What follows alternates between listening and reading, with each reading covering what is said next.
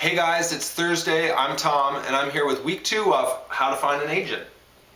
This is 10% luck, 20% skill, 15% concentrated power of will, 5% pleasure, 50% pain, and 100% reason to remember the name.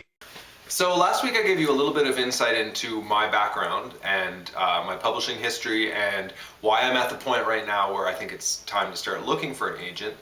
And today I'm going to start talking about getting your manuscript ready to send out. So I'm not going to talk about querying. What I am going to talk about is the actual work that you have in front of you, the stuff that you can take care of yourself, because something that every agent will tell you is that you should have the best possible manuscript that you're able to produce when it comes time to actually send it out and look for someone to represent you. So how do you know when your manuscript is ready to send out? So one complaint I've heard from agents over the last few years, and it seems to be a little bit more every year, is that a lot of agents and agencies start to see a huge, massive increase in the number of submissions they get in December. And the main reason for that is NaNoWriMo. And now I'm a big fan of NaNoWriMo. I think it's an amazing program and organization, and I think it's really exciting to be involved. I wrote my first novel during NaNoWriMo month back in 2010.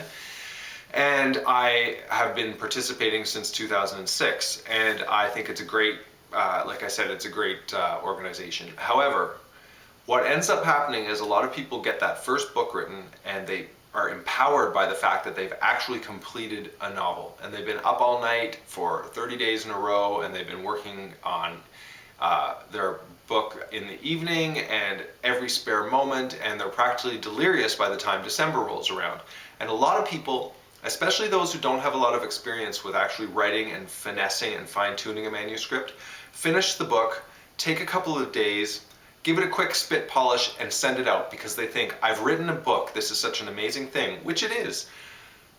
But I think they put a little bit too much stock into that first draft. And that's something that comes with experience. I know my first finished manuscript that I actually did end up getting published was not nearly as good as I thought it was when I first sent it out. And a lot of that is the sort of thing that comes along as you've done it more and more.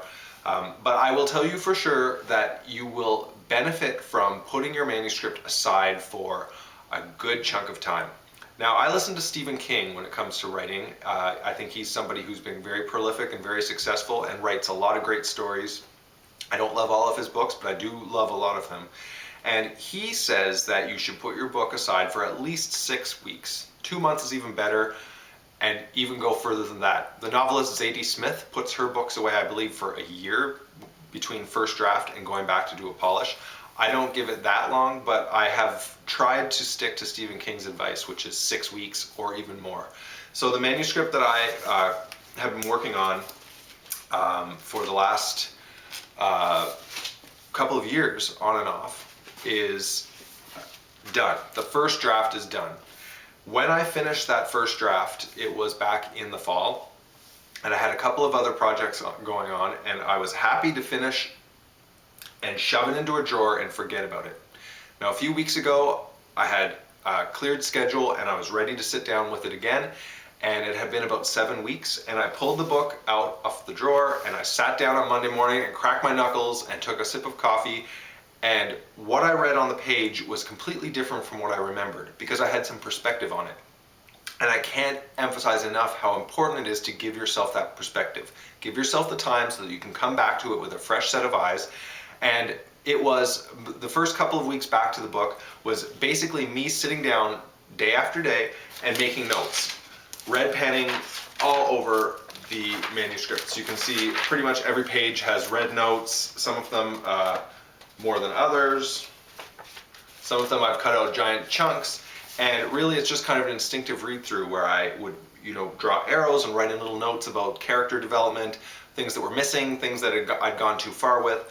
And it was really refreshing to sit down with the book and find some things that I was really happily surprised about, but also to find things that I knew could be changed. And that's just as empowering, because when you get that perspective and you sit down and reread the book after an appropriate amount of time has passed, you feel quite empowered by the fact that there are things that you see that will make the book better.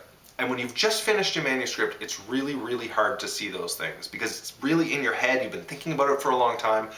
But when I get into that second draft period, that's when I really start to get things tightened. And so I will do a full read through like I have, and then I'll often put it away for another week or two, and then I'll sit down and I'll go through on my computer, and I'll take those notes and I'll start to implement them. And by the time I've sat down to do the second computer rewrite with the scribbled up manuscript right next to me, I have a new insight into what the book is supposed to be, and I really always have a great time with that second rewrite. I find it doesn't go perfectly smoothly, but I find that I have something here to work with, and that makes all the difference. And so usually I'll spend a couple of months, a month to 2 months doing a rewrite, then I'll put it away for another couple of weeks, and then I'll do a polish. So at the end of the day, what you want is you want to give your potential agents the best possible manuscript that you can pull out of you. It will change and it will get better during the editing process if you are lucky enough to get picked up and make a sale. And there's always stuff that you can improve, but what you really want to feel when you send your book out to agencies is that it's as good as you can get it on your own right now.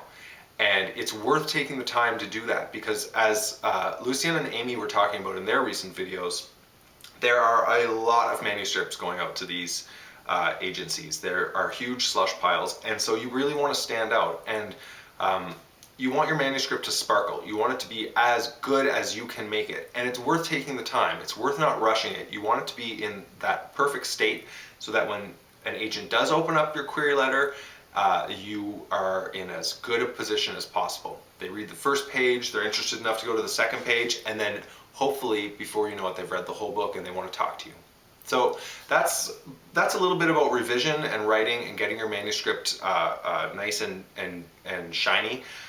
Next week I'm going to talk a bit about sourcing agents, where you can look to find agents that might be a good fit for you. And in the meantime, I hope you all have a great week and an even better weekend, and I'll talk to you next Thursday. Bye.